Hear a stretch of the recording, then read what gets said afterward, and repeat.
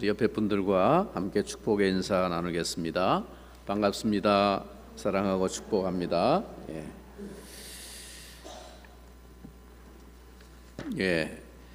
오늘 아침 하나님께서 우리에게 주시는 말씀은 지난주에 이어서 요한계시록 2장 8절부터 말씀을 우리 같이 보겠습니다.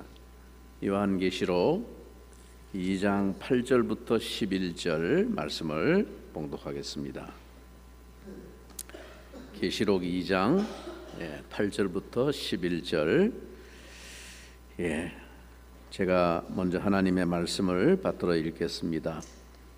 서머나 교회의 사자에게 편지하라. 처음이며 마지막이요 죽었다가 살아나신 이가 이르시되 내가 네 환난과 궁핍을 알거니와 실상은 네가 부요한 자니라. 자칭 유대인이라 하는 자들의 비방도 알거니와 실상은 유대인이 아니요 사탄의 회당이라. 너는 장차 받을 고난을 두려워하지 말라. 볼지어다 마귀가 장차 너희 가운데서 몇 사람을 옥에 던져 시험을 받게 하리니 너희가 10일 동안 환난을 받으리라. 네가 죽도록 충성하라. 그리하면 내가 생명의 관을 네게 주리라. 귀 있는 자는 성령이 교회들에게 하시는 말씀을 들을지어다. 이기는 자는 둘째 사망의 해를 받지 아니하리라. 아멘. 오늘 말씀을 같이 나누기 전에 먼저 한 가지 긴급한 기도 부탁을 받고 잠시 같이 한번 우리가 기도하면 좋겠습니다. 제가 예배 올라오기 전에 마지막 설교 준비를 묵상하고 있는데 카톡으로 긴급하게 연락이 왔습니다.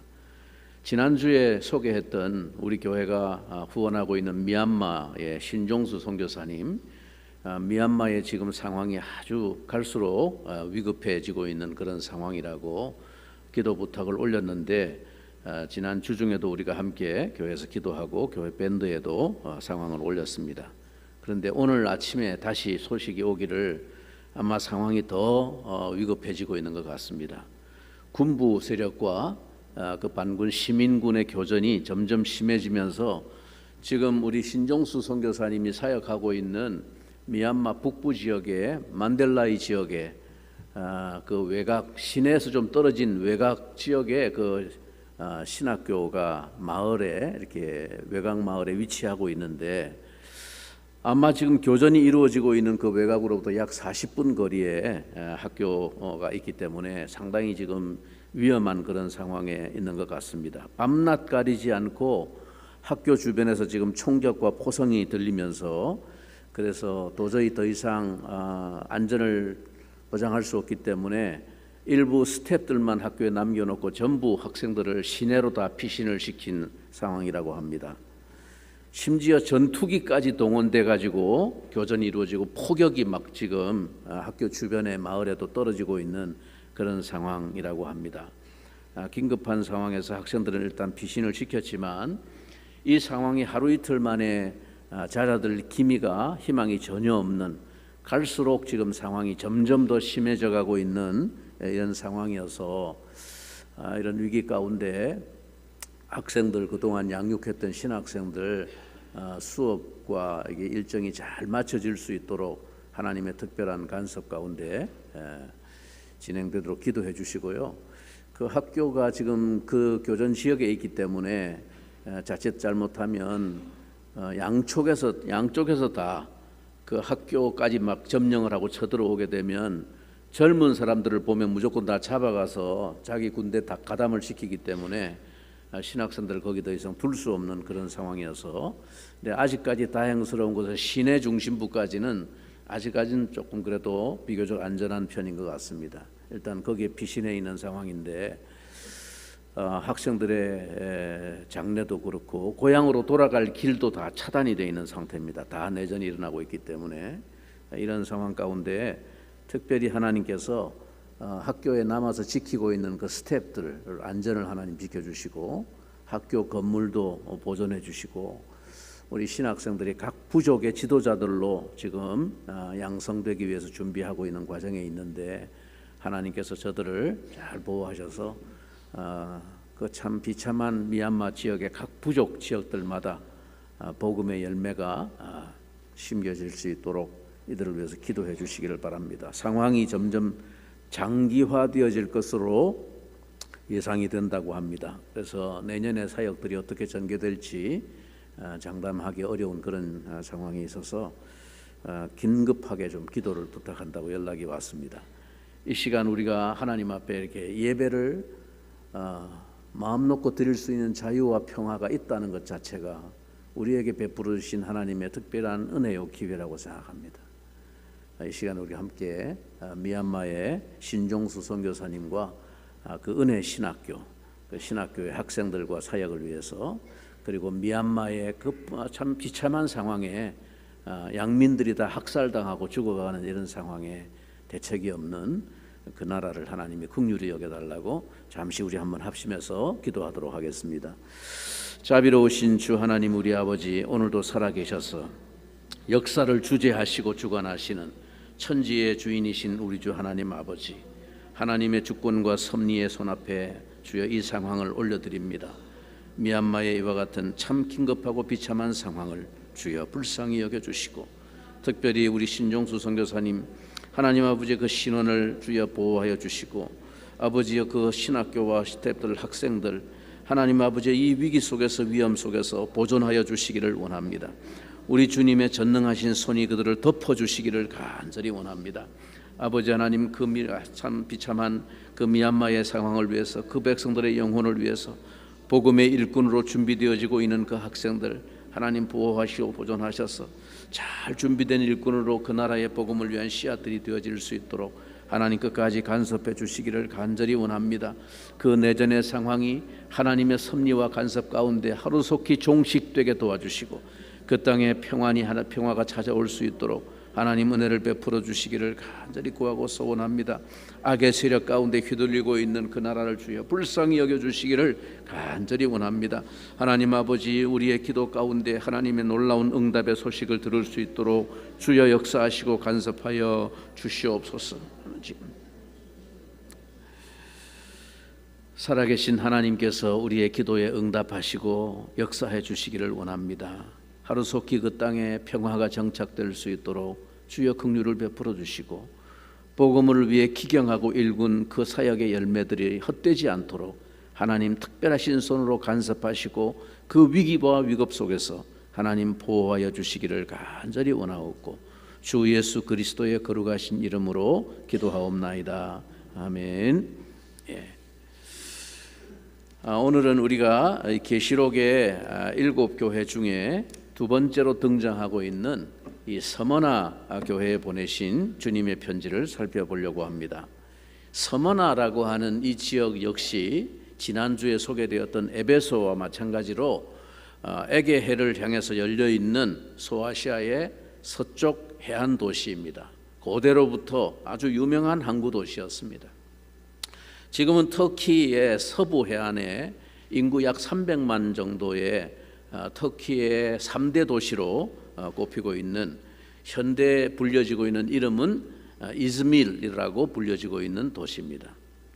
이 서머나는 로마 제국에 속해지기 전부터 원래 로마에 대한 충성심을 가지고 있는 도시로, BC 195년에 이미 로마의 신들을 위한 신전들을 자발적으로 그 도시에 세웠고, 다른 도시들을 제치고 티베루스 황제 신전을 건설할 수 있는 특권을 따내기도 했다고 합니다. 이처럼 서머나는 로마 황제 숭배에 있어서 열광적으로 앞장서는 그런 도시였습니다. 또한 이 서머나가 경제적으로는 아주 부요를 누렸지만, 그렇기 때문에 상대적으로 도덕적으로는 아주 타락한 도시였고, 유대교와 온갖 이방 종교들도 아주 융성한 그런 도시였습니다. 결국 이와 같은 서머나 도시의 환경은 그리스도인들이 신앙생활을 하기에는 매우 어려운 여건이었음을 우리가 짐작할 수 있습니다. 로마 황제를 숭배하도록 강요하는 그 시대의 상황 속에서 이 서머나 교회는 오직 주 예수 그리스도에 대한 충성을 지키려고 몸부림쳤습니다. 우리나라가 일제강점기 하에서 신사참배를 강요받을 때 끝까지 우리가 절하고 섬길 수 있는 참신은 하나님 한 분밖에 없다. 우리 주 예수 그리스도 외에는 우리가 절할 수 없다라고 신앙의 정절을 주장하면서 투옥당하고 심지어 순교를 당하는 것도 마다하지 않았던 우리 신앙의 선배들, 그 정신을 이어받아서 생겨난 교단이 우리 교단입니다. 고신교단이 그렇게 해서 생겨나게 된 것입니다. 다 대세에 타협해서 신사참배는 어쩔 수 없는 그냥 국민의례다 이렇게 생각하고, 예수 믿는 사람들도 목사들도 장로들도 다 종이 울리면 신사를 향해서, 동방을 향해서 절을 하고, 그 하던 그때 투옥을 당하는 것을 마다하지 않고 이 신앙의 정절을 지켰던 신앙의 어른들, 그분들 가운데는 옥중에서 해방을 보지 못하고 순교하신 분들도 많았고, 드디어 해방이 되어서 투옥 생활을 끝내고 나오신 어르신들, 그분들이 중심이 되어서 우여곡절 끝에 그 신앙의 정절을 회복하자라고 하는 운동으로 시작되어진 교단이 바로 대한예수교 장로회 우리 고신 고려파 신앙운동이었습니다. 말하자면 서문화교회 상황이 2000년 전에 그런 상황이었다고 할 수 있습니다. 그러다 보니까 이 서문화교회는 온갖 경제적인 특권을 상실한 매우 가난한 교회가 될 수밖에 없었습니다. 서문화교회 성도들은 이 신앙을 지키기 위해서 경제적으로 큰 어려움을 겪었기 때문에 하루 세 끼니를 이어가기가 어려울 정도로 절박한 상황이었습니다. 그들이 신앙을 지키며 황제 숭배를 거부했기 때문에 당할 수밖에 없었던 그 박해, 그래서 재산을 다 몰수당했기 때문입니다. 히브리서 10장 34절에도 보시면 너희가 산업을 빼앗기는 것도 기쁘게 당한 것은 더 낫고 영구한 산업이 있는 줄 알미라 라고 말씀하시죠. 우리에게는 세상이 줄 수 없는 더 나은 산업이, 하늘의 기업이 우리에게 있다는 것을 알기 때문에 세상의 나의 기업을 빼앗기는 것도 기쁘게 감당하는 성도들이었다라고 초대교회 믿음의 성도들을 이야기하고 있습니다. 여러분, 한 나라나 한 시대가 전체적으로 다 궁핍한 시대에 너도 나도 다 끼니를 잇기 어려운 그런 상황에서는 다 가난하니까 막 그러려니 하면서 어쩌면 견디기가 좀 나을지 몰라도, 그게 아니고 다 잘 사는데, 다 부유한데 오직 신앙 때문에 억울한 박해와 고통을 당하고 탈취를 당하는 그런 가난의 고통은 심적으로 버티고 견디기가 힘들었을 것입니다. 말씀드린 대로 서문화는 에베소 다음가는 부유하고 번영한 항구 도시였기 때문에 일찍부터 많은 유대인들이, 장사 속에 밝은 이 유대인들이 다 그 도시로 이주해 와서 정착하고 살았습니다. 그런데 이들은 로마 정부와 결탁해서 이 기독교인들의 피를 많이 흘리게 했습니다. 사도행전에서도 우리가 보았지만 이 유대인들은 복음을 배척하면서 누구보다도 앞장서서 극렬하게 그리스도인들을 핍박하였습니다. 이들은 겉으로는 아브라함의 자손이요 하나님의 선민이라고 자부하면서 하나님을 위한다는 열심을 가지고 있던 그 유대인들이 진정 하나님의 백성들을 핍박하고 죽이는 일에 적극적으로 앞장섰던 것입니다. 이러한 유대인들에 대해서 우리 주님은 그들의 실상은 유대인이 아니요, 즉 하나님의 선민이 아니요, 실상은 그들이 뭐라고요? 사탄의 회당이라, 사탄의 무리라고 말씀하셨습니다. 서문화교회는 이토록 겉으로 보면 가장 약하고 보잘것없는 교회였습니다. 그러나 오늘 주님께서 그들을 향해서 하시는 말씀이 뭡니까? 그러나 실상은 너희들이 부요한 자다 라고 말씀하십니다. 가난과 핍박 속에서도 실제적으로는 가장 칭찬받은 교회였습니다. 서문화교회는 주님께서 책망하실 일이 아무것도 없는 교회였습니다. 그냥 칭찬만 하시고 위로만 하신 교회가 서머나 교회입니다. 표준 세번역으로 오늘 본문 2장 9절의 말씀을 다시 읽어보면 이렇게 말씀하고 있습니다. 나는 네가 당한 환난과 궁핍을 알고 있다. 그런데 사실 너는 부요하다. 그렇게 주님 말씀하셨습니다. 여러분, 그렇다면 이 서머나 교회는 도대체 어떤 교회이길래 이렇게 주님의 칭찬을 받았을까요? 이 서머나라고 하는 이 이름은 그 어원이 몰약이라고 하는 그 향료에서부터 유래된 이름입니다. 아라비아와 팔레스틴 등지에서 자라고 있는 이 몰약이라고 하는 가시돋친 나무가 있는데, 이 나무는 씹어보면 맛은 아주 쓴맛을 지니고 있습니다. 그런데 이 향기가, 몰약의 향기가 너무 훌륭하기 때문에 예수님께서 탄생하실 때 동방 박사들이 유대인으로 왕으로 나신 예수님께 드리기 위해서 준비해 온 선물, 그것을 선물로 준비해 올 만큼 아주 당시에 값지고 훌륭한 향료였습니다. 그것이 몰약이라고 하는 향료입니다. 그런데 이 몰약의 향기는 너무 유명합니다. 특히나 이 몰약이 신비한 향기는 그 나무를 두드리고 으깰수록, 짓눌리고 부서질수록 더 깊은 진한 아름다운 향기를 뿜어낸다고 합니다. 여러분, 이 서머나 교회는 서머나라고 하는 이 이름, 몰약이라고 하는 그 이름의 의미처럼 고난과 핍박이 아무리 심할지라도 부활에 대한 소망을 따라서 순교의 향기로 역사를 장식했던 아름다운 교회였습니다. 성도 여러분, 세상이 보는 눈과 우리 주님이 보시는 눈은 다르다는 것입니다. 오늘 우리 주님의 눈에 우리의 모습, 우리의 실상은 어떠할까요? 우리는 주님으로부터 어떤 말씀을 들을 수 있을까요? 우리 주님 보시기에 과연 실상은 네가 부요한 교회라, 부요한 자라, 그렇게 인정을 받을 수 있을까요? 더 나아가서 나의 신앙생활의 실상이 어떤 모습일까요? 나는 진실로 우리가 주님으로부터 실상은 내가 부요한 자다 하는 평가와 칭찬을 받을 수 있기를 소원합니다. 주님으로부터 이 칭찬을 들을 수 있는 성도들은 얼마나 복된 사람들일까요? 여러분, 오늘 이 말씀은 어떤 성도들을 향해서 들려주신 말씀입니까? 오늘도 신앙 때문에 서머나 교회와 같은 길을 걷고 있는 성도들에게 주님은 이 말씀으로 위로하기를 원하십니다. 저는 오늘도 분명히 우리 가운데 이 서머나 성도들의 길을 걷고 있는 자들이 있다고 믿습니다.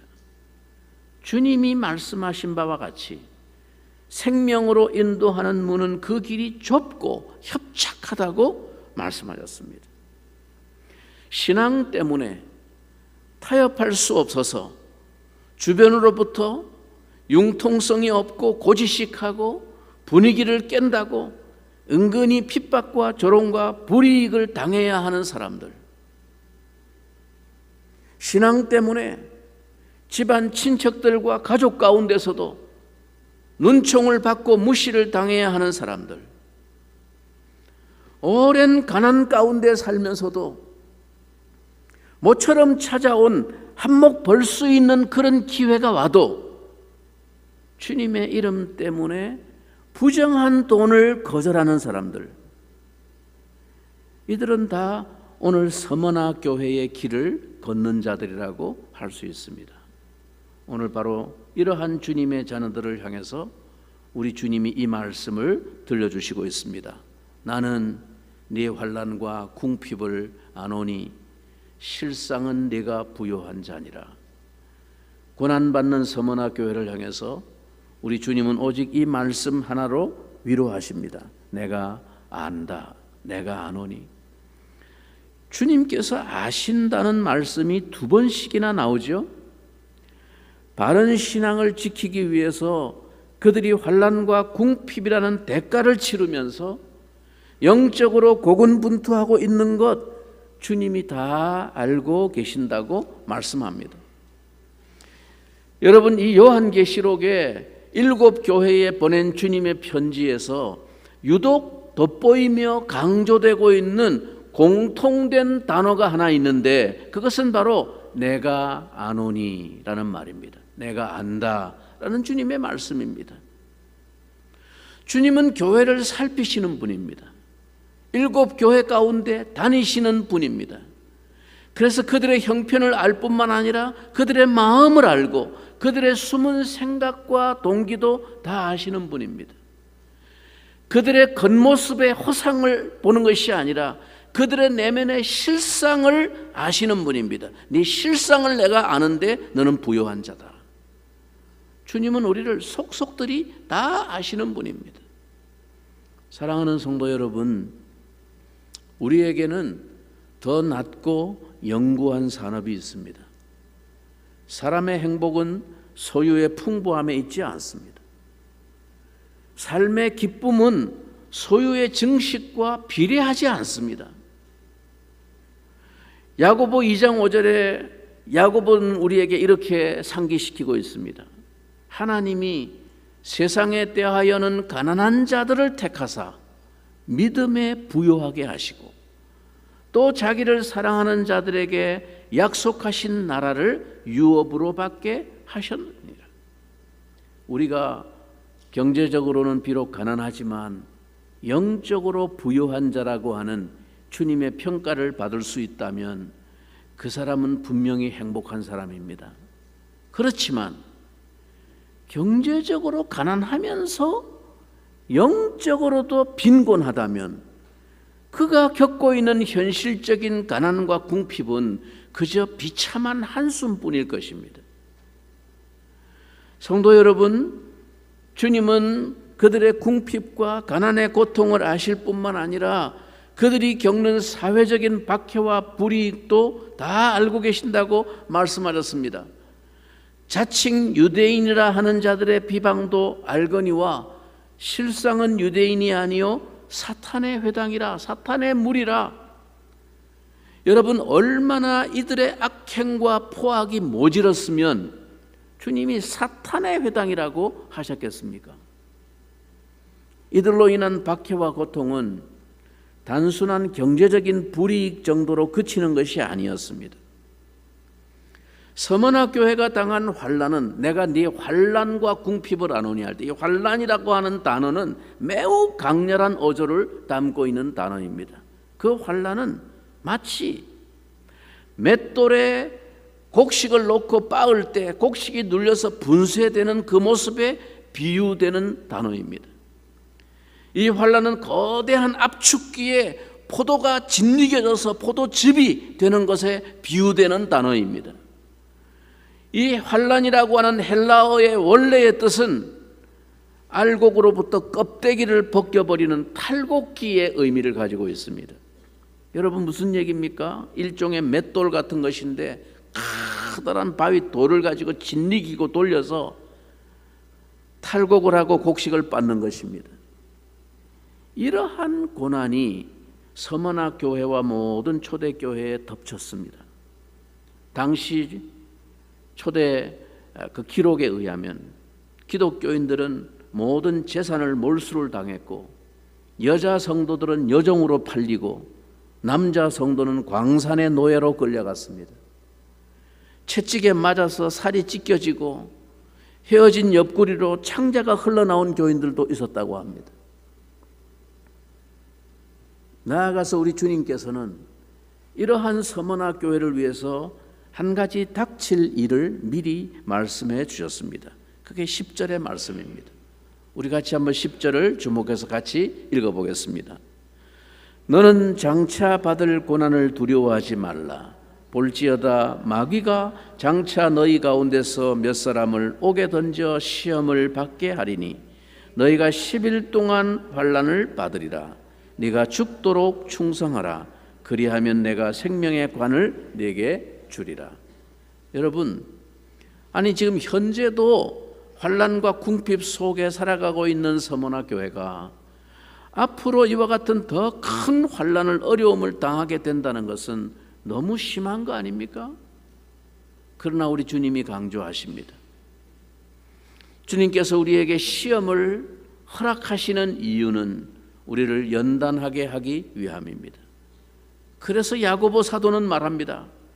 시험을 참는 자는 복이 있도다. 이것에 옳다 인정함을 받은 후에 주께서 자기를 사랑하는 자들에게 약속하신 생명의 면류관을 얻을 것임이니라. 주님께서 서머나 교회에게 더 큰 환난을 허용하신 것은 보다 더 큰 은혜와 복을 주시기 위한 연단이었다고 말합니다. 여기서 10일 동안이라고 하는 이 말씀은 일정한 기간이 있다는 것을 의미합니다. 무한정 그 환난이 계속되는 게 아니라 10일 동안, 즉 하나님께서 당신의 계획과 뜻 가운데 허용하신 그 기간 동안, 그 기간이 있고 그것은 반드시 끝이 있다라는 말씀입니다. 그러므로 주님이 말씀합니다. 네가 장차 받을 고난을 두려워 말라. 주님께서 우리의 중심을 하시고 우리의 믿음을 연단시키십니다. 사랑하는 성도 여러분, 주님을 믿기 때문에 지금 이 땅에서 고난을 당하는 분들이 있습니까? 낙심하지 마십시오. 주님께서 다 알고 계시기 때문입니다. 주님을 섬기기 때문에 집안에서 또는 직장에서 불이익을 당하고 있습니까? 주님은 그것도 아십니다. 주님의 말씀을 순종하기 때문에 경제적으로 손해를 보는 것이 있습니까? 우리 주님은 그것도 다 알고 계십니다. 그러므로 우리는 이렇게 기도할 수밖에 없습니다. 주님 아시지요. 주님 저의 이 고통을 아시죠. 주님께서 아신다면 우리는 더 이상 다른 위로가 필요 없습니다. 주님께서 아신다면 우리가 더 이상 바랄 것이 무엇이 있겠습니까? 이어서 주님이 말씀해 주십니다. 네가 죽도록 충성하라. 우리 주님께서는 서머나 교회를 향해서 죽는 자리에 이른다 해도 믿음을 저버리지 말라고 명령하십니다. 신사참배를 거부하면서 투옥되었던 우리 신앙의 선배들이 이 말씀을 붙들고 힘을 내었습니다. 네가 죽도록 충성하라. 죽기까지 그 믿음을 붙들고 버티다가 순교의 제물이 된다 하여도 주님을 향한 믿음을 포기할 수 없기 때문이었습니다. 죽기까지 충성하는 자들에게는 생명의 면류관을 주시겠다고 주님이 약속하십니다. 사도 요한의 직계 제자로 사도 요한으로부터 직접 훈련을 받았던 폴리캅이라고 하는 초대교회의 위대한 인물이 있습니다. 이분이 훗날 요한의 뒤를 이어서 서머나 교회의 감독으로 섬겼던 목사, 오늘날로 말하면 목사로 섬겼던 어른입니다. 이분이 86세의 고령에 순교의 제물이 되었습니다. 서머나 교회 성도들이 그 주변의 당시 교회 성도들에게 보낸 서신과 편지 기록이 지금도 남아있는데, 이 기록에 의하면 폴리캅은 체포당하기 3일 전에 이미 자기가 산채로 화형을 당할 것을 환상 가운데 보았다고 말합니다. 그는 자기의 시종 한 명이 밀고함으로 체포가 됐는데, 그를 체포하러 온 사람들에게 오히려 폴리캅은 친절하게 음식을 대접하고 사랑과 친절로 그들을 섬겨서 체포하러 온 사람들이 그 어른의 고결한 인격에 감화를 받고 이렇게 경건한 어른을 잡으러 온 것을 회개했다고 합니다. 폴리캅이 서머나의 원형 경기장에 잡혀 들어갔을 때 당시 서머나의 시에 군중들은 열광적으로 고함을 질렀습니다. 그러나 폴리캅은 바로 그때 하늘에서 들려오는 주님의 음성을 들었습니다. 강하고 담대하라. 로마 총독은 폴리캅의 평소의 인격을 나름대로 인정하고 존경하던 사람이었기 때문에 네가 공식적으로 저 사람들 보는 앞에서 예수를 부인하면 자유를 주겠다고 회유했습니다. 그러나 폴리캅은 담대하게 외쳤습니다. 내가 86년 평생에 나는 그분을 섬겨왔고 그분은 한 번도 나에게 그동안 해를 끼친 적이 없는데 내가 어떻게 나의 왕 나의 구세주를 모른다고 하겠습니까? 그러자 화가 난 총독은 폴리갑을 화형에 처하겠다고 선언했습니다. 화형에 처해지기 위해서 장작더미에 올라간 폴리갑은 마지막으로 이렇게 기도했다고 기록이 되고 있습니다. 오 전능하신 하나님, 부족한 종을 이 거룩한 순교의 반열에 세우심을 감사하나이다. 이 모든 것을 인하여 주님을 찬양하오며 영광을 돌립니다. 아멘. 진정으로 이 폴리갑 감독은 죽기까지 충성함으로 생명의 면류관을 받았던 사람입니다. 주님은 이 폴리갑의 고난을 아셨습니다. 그가 믿는 주님은 도대체 어떤 분이시기에 이 죽음의 순간에도 이렇게 담대할 수 있었을까요? 여기에 대한 해답이 8절에 나옵니다. 8절을 보시면 서머나 교회의 사자에게 편지하라. 처음이며 마지막이요 죽었다가 다시 살아나신 이가 이르시되. 무슨 말씀입니까? 우리 주님이 어떤 분이라고 소개합니까? 처음이며 마지막이요, 즉 천지 만물을 만드시고 지금도 다스리시며 완성하실 주권자라는 뜻입니다. 예수 그리스도는 역사의 중심이시고 역사를 시작부터 끝까지 주관하시는 분이십니다. 인간이 지금 역사를 만들어가는 것 같아도 그 모든 시간과 사건은 주님의 손안에 있습니다. 주님께서 하늘과 땅의 모든 권세를 가지셨습니다. 또한 예수 그리스도는 죽었다가 다시 살아나신 이라고 소개합니다. 즉 부활의 생명을 가지신 주님입니다. 주님은 인생이 당할 수 있는 최악의 고통을 다 당하셨고 죽음의 고통을 맛보셨기에 고난받고 죽음의 위협을 당하는 우리들을 체휼하시고 도와주실 수 있는 분이십니다.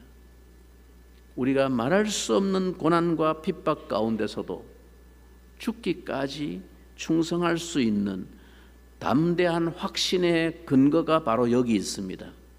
우리 주님은 처음이며 마지막이요 죽었다가 다시 살아나신 분이기 때문입니다.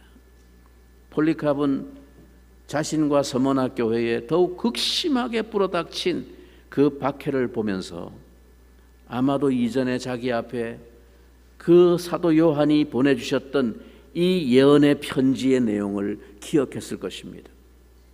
그리고 그 주님의 약속을 붙들었을 것입니다. 처음이요 마지막이며 죽었다가 살아나신 주님을 기억했을 것입니다. 부활의 생명을 손에 쥐고 계신 그 주님이 죽기까지 충성하는 성도들에게 약속해 주신 그 축복을 기억했을 것입니다. 이기는 자는 둘째 사망의 해를 받지 아니하리라. 여러분, 둘째 사망이 뭡니까? 영원한 지옥 형벌을 뜻합니다. 죄인된 우리 인생은 누구나 다 두 번 죽게 되어 있습니다. 여러분, 이 사실을 기억해야 됩니다. 사람은 한 번 죽는 것으로 끝이 아닙니다. 모든 인생은 두 번 죽습니다. 한 번 흙으로 지음받은 육체가 먼저 죽고 또한 영혼이 지옥에 던져져 영원히 죽는 그 죽음이 바로 둘째 사망입니다. 그러나 끝까지 믿음을 포기하지 않고 영적인 전쟁에서 승리하는 성도들에게는 영원한 생명이 상급으로 주어질 것입니다. 사람들은 가끔 그런 말을 하죠. 까짓거 사람이 한 번 죽지 두 번 죽나? 그러나 여러분, 그 말은 틀린 말입니다. 사람은 두 번 죽습니다. 그걸 모르는 거예요. 사람들이 한 번 죽으면 끝나는 줄 압니다. 여러분, 두 번째 죽음이 기다리고 있습니다. 그것이 바로 영원한 죽음의 고통입니다. 한 번 죽는 것은 사람에게 정해진 것이요 그 후에는 심판이 있으리니 라고 히브리서 10장 27절은 분명하게 말씀합니다. 그러나 부활이요 생명이신 주님을 믿음으로 말미암아 기꺼이 자기의 육의 생명을 죽음에까지 내어주기까지 충성한 성도들은, 죽기까지 충성한 성도들은 결코 두 번째 죽지 않습니다. 그들은 육신의 죽음이 결코 멸할 수 없는 영원한 생명을 얻습니다. 그것이 생명의 면류관입니다. 성도 여러분, 서머나교회를 향한 주님의 음성은 오늘 우리들의 귓전에도 크게 울리고 있습니다. 고난 중에도 충성했던 서머나교회, 지금도 이 서머나는 터키에서 세 번째로 큰 항구 도시 이즈밀이 되어 있습니다. 성경에 소개된 이 소아시아의 7교회 중에 다른 곳은 모두 다 폐허가 되고 사라졌지만 유독 이 서머나에는 여전히 그 순교했던 폴리캅 기념교회가 아직도 남아 있습니다. 그리고 아직도 거기에는 성도들이 모여서 현재도 예배를 드리고 있습니다. 지금 터키는 이슬람 국가이지만은 이곳에는 예배와 선교의 자유가 어느 정도 허용되고 있어서 적지 않은 선교사님들께서 계속해서 그곳을 중심으로 복음의 씨앗을 뿌리고 있습니다. 저는 하나님의 약속대로 하나님이 보존하신 특별한 은혜라고 믿습니다. 우리가 부르는 찬양 가운데 이런 고백의 찬양이 있죠. 내 마음의 주를 향한 사랑이 나의 말엔 주가 주신 진리로 나의 눈에 주의 눈물 채워주소서. 내 입술에 찬양의 향기가 두 손에는 주를 닮은 섬김이 나의 삶에 주의 흔적 남게 하소서. 하나님의 사랑이 영원히 함께하리. 십자가의 길을 걷는 자에게, 순교자의 삶을 사는 이에게, 조롱하는 소리와 세상 유혹 속에도 주의 순결한 신부가 되리라. 내 생명 주님께 드리리. 사랑하는 성도 여러분, 무엇이 우리의 충성을 드러낼 수 있습니까? 증명합니까? 모든 것이 편안한 시절에는 충성이 빛나지 않습니다. 여러분, 오늘날 한국교회와 같은 이런 아무런 박해가 없는 평안한 시절에는 우리가 말하는 주님을 향한 충성이라는 것이 증명되지 않습니다. 열정을 가지고 주님을 섬기는 그게 진짜 충성인지 아니면 사람들에게 보이는 위선인지 구분이 되지 않습니다. 그러나 진짜 충성이 구분이 되어지고 증명이 되어지는 때가 언제입니까? 바로 시련의 때입니다. 죽음의 고통이 우리 앞에 섰을 때, 그때 그 사람이 가지고 있는 충성이 진짜 충성인지 위선인지가 구분이 되는 것입니다. 하나님은 그것을 드러내시는 연단과 시험을 서머나교회에 주신다고 말씀하셨습니다. 여러분, 지금 주님을 믿는 신앙 때문에 여러분들이 환난과 궁핍과 회방을 당하고 있습니까? 그 시련이 끝이 보이지 않고 오히려 앞으로 더 시련이 남아있다고 말씀합니까? 그 시련은 여러분의 충성을 시험하고 입증하는 기회가 될 것입니다. 죽기까지 충성하십시다. 여러분은 오늘 무엇을 선택하고 있습니까? 주님을 향한 신앙 때문에 오늘 기꺼이 세상에서 환난과 궁핍을 친구로 삼고 살아가십니까? 그렇다면 오늘 주님은 여러분의 그러한 선택과 삶을 알고 계십니다. 그리고 주님은 그런 여러분을 향해서 이렇게 말씀해 주실 것입니다. 실상은 너야말로 부요한 자야. 너야말로 부요한 자다. 주님 그렇게 우리에게 격려해 주실 줄로 믿습니다. 우리 다 함께 이 약속의 말씀을 마음에 새기면서 이 길을 걷기로 다짐하는 저와 여러분이 되기를 축원합니다. 우리 같이 한번 기도하겠습니다. 잠시 말씀을 생각하고